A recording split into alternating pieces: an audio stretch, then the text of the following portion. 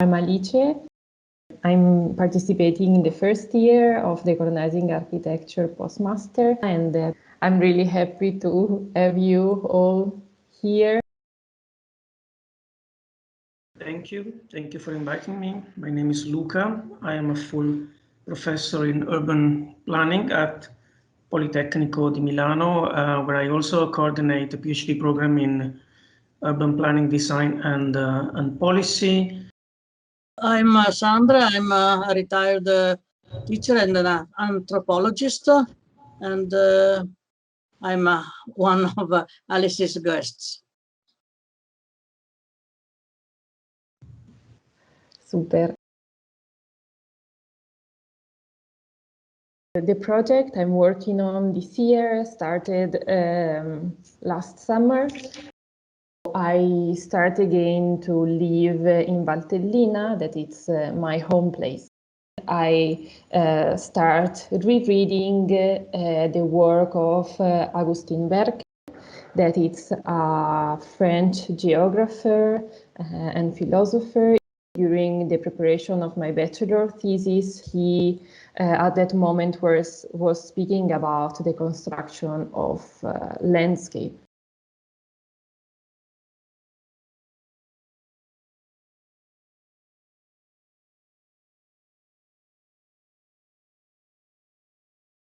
To really go to the point, I can read this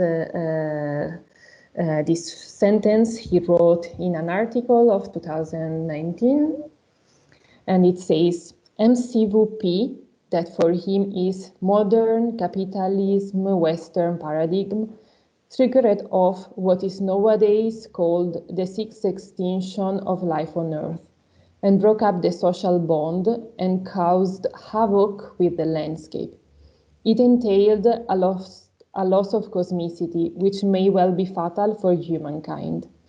This means that, contrary to that decosmization, in order to ensure sustainability, we have to recosmize, reconcretize, re-earthbind human existence. And this is precisely the aim of mesology. So what he is working on is to develop these transdisciplines, as he said, of mesology that is based on the relationship of the subject and the land, the landscape. So with this in mind, I started this investigation on Valtellina. At first, I was really interested in finding out or tracing the history of hydroelectric power, that it is one of the main infrastructure present in the valley. Then I start moving in time and trying to focus to prehistorical communities, because especially in this segment of the valley, there is almost no data. So what I did, it was like to start searching in local archives, basically in the library, and found some spots that were indicated. At first I was thinking of producing some audiovisual material, but since one of the most relevant things was also not finding something, because this rest was flushed away by waters, by time, by the overlapping of the histories, I moved to an audio practice. So I start going to these places and do some recordings made by non-human and human activities. I elaborated them digitally, and somehow they became a body of paesaggio sonoro, like audio sonic landscape. I stepped again into the work of Lefebvre, rhythm analysis, to understand the rhythm of modern society, both in physical places, but also in like the domesticated process, for example, and how these linear cyclical repetitions has led to the composition of society and the regulation of society as we know it, with the aim in mind of acting recosmization. That for me it's like what the glue of this project. So how can modern communities relearn this bind with what is not human, or like integrate with the cosmos. Cosmo and cosmetic share the same etymologic root. For Berkeley, it's another example of decosmization, how like with modern architecture and contemporary architecture, cosmetics, so decoration, has really lost his symbolic meaning, and so how architecture is now a decosmizing practice. Now, I think we can like start speculating about other kind of mapping and other kind of geography. So, Sandra, if you want to jump in. Yes, Alice asked me to explain in some way the theoretical issues behind the research I made in Val Camonica, which is a nearby valley nearby Valtellina. And when I went to the valley and looked at the rock art site of Naquane, I understood that I had to explore the valley as a whole. I mean, the landscape and the mindscapes of the people who lived there, and especially the communal communities who carved the rock art. The first issue is the notion of landscape. In the 18th century, we started to enjoy the landscape as an object of aesthetical enjoyment. Before that, landscape was a very different thing. For example, harsh mountains or dark forests, everything which was outside our village was dangerous, if not thoroughly hostile. So human communities have always tried to harness the environment they live in into an ordered space. In order to do it, they used religious notions and negotiated the environment and its inhabitants through ritual behavior.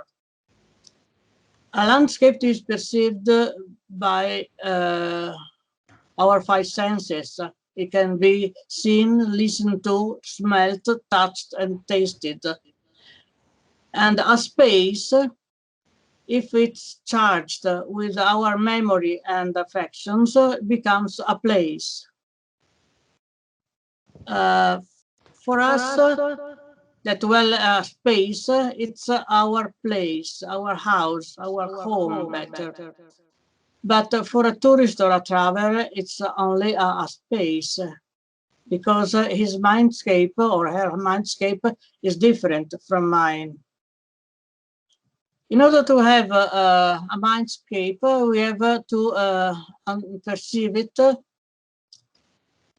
and we have a representation, a mimesis of a physical landscape.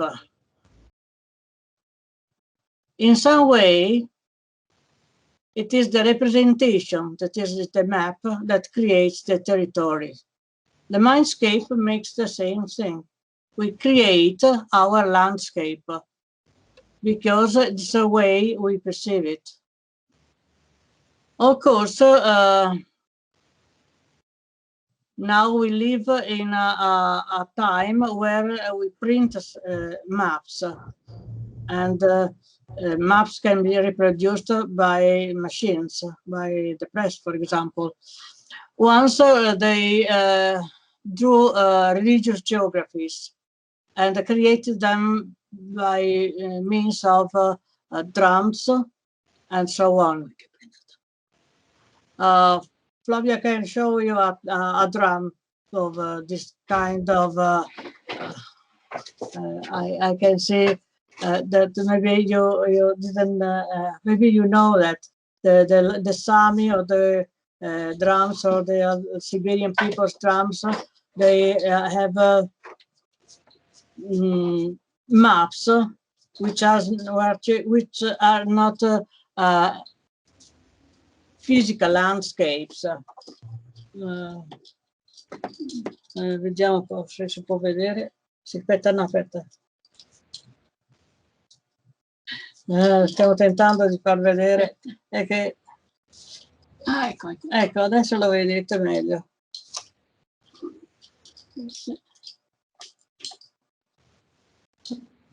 And the drums? The drum... Ecco, sì, adesso si vede... purtroppo riflette, vabbè. Vediamo se togliendo la luce qua. And Sandra, the drums is related to which kind of... This is a Siberian drum. And behind this, that's the spirit of the drum. Unfortunately, you can't see it. This is the spirit of the drum. Okay. And also the stick has a spirit, which means that according to the pre-industrial mind, the world is inhabited by spirits, by people, human and not human, which means there can be also a rock. So if we consider rock art, we have also to consider that it's animated.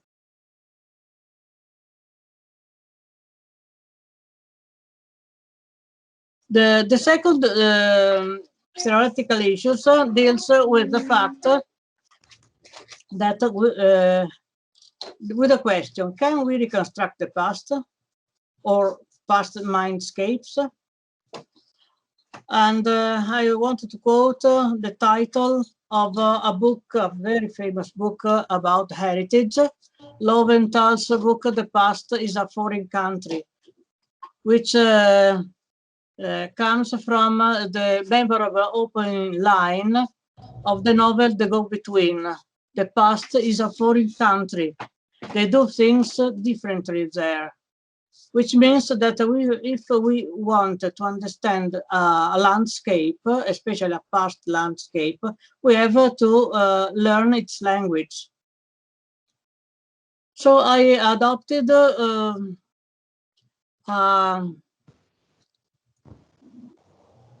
a method that's called multi-site ethnography by Marcos, and followed its advice. Of course, I could not follow the first piece of advice, because follow the people can't be done, because the Camoni were long dead when I was in Val Camonica. But I could follow the other pieces of advice, in particular, follow the thing, follow the metaphor, follow the plot, story, or allegory, and follow the conflict. In this case, between the living and the dead, the miners and the spirits of the mine, and so on. And I can do that because I have the help of people who still live and believe in things very similar to that of the Camoni. For example, the Samis, the Siberians, the Huicholes, or the Navajos, for example. So I reduced everything. Of course, I used the word, the thing in the broadest way possible, and I reduced them into phonemes. Because if we consider the mindscape a map has symbols, and a map and its symbols is a text. if I have a text, I can translate it. Of course, something can be lost in translation, but I can translate all the phonemes into words and into sentences, and to understand the mindscape of the Comuni people or every other ancient mindscape and landscape. Thank you, Sandra. With Luca the other day, we were speculating also around different time of modernization, like different traces in the landscape. Okay. When I started my conversation with Alice, I was attracted by her concept of recosmization, or adopted by Berg, of course. What attracted me was the use of recosmization as a method to achieve decolonization. What immediately was clear to me is the need to reshape the relationship between mankind and the earth as a basic necessary step towards a recosmization and decolonization, particularly for the Valtellina Valley. To make this point more clear, in my understanding, recosmizing the valley and recosmizing ourselves is one and the same process. In my opinion, recosmizing is something that challenges the very existence of the modern subject as an individual. So recosmizing is a concept that may be addressed only based on the recosmizing starting from the subject, including the modern subject. And therefore, the research undertaken by Alice is first of all addressed to herself, to recosmizing herself, and then possibly recosmizing Valtellina.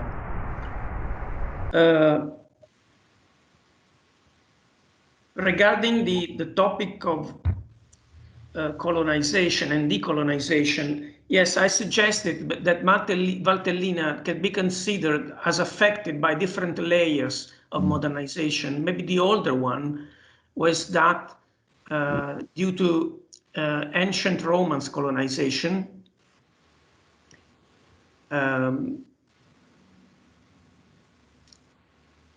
to 2,000 years ago, more or less, with profound traces impressed on the landscape. And here we come directly to the original meaning of landscape as scaping of the land, as shaping of the land, because the Roma literally shaped the land. Not for visual purposes, but for agricultural and religious purposes, and also military purposes. And then I suggested that possibly another important layer of modernization came much late in the 20th century, where the mode of production was revolutionized from local agriculture to a different kind of production based on the market and an indirect relationship between producers and consumers. So my suggestion to Alice was considering different layers of modernization, the traces they have left on the landscape in the valley. To do this, a couple of authors that may help. On the one hand, are André Corboz with the idea of territory as a palimpsest, for example, but also, and more importantly, Henri Lefebvre with his book on the production of space. Why Lefebvre? Because he deals with space as something produced and entirely, completely different in pre-modern, pre-capitalist societies and in capitalist societies. So in the end, the production of space by Lefebvre is an exercise in decapitalizing the world, decapitalizing space, and is also an exercise in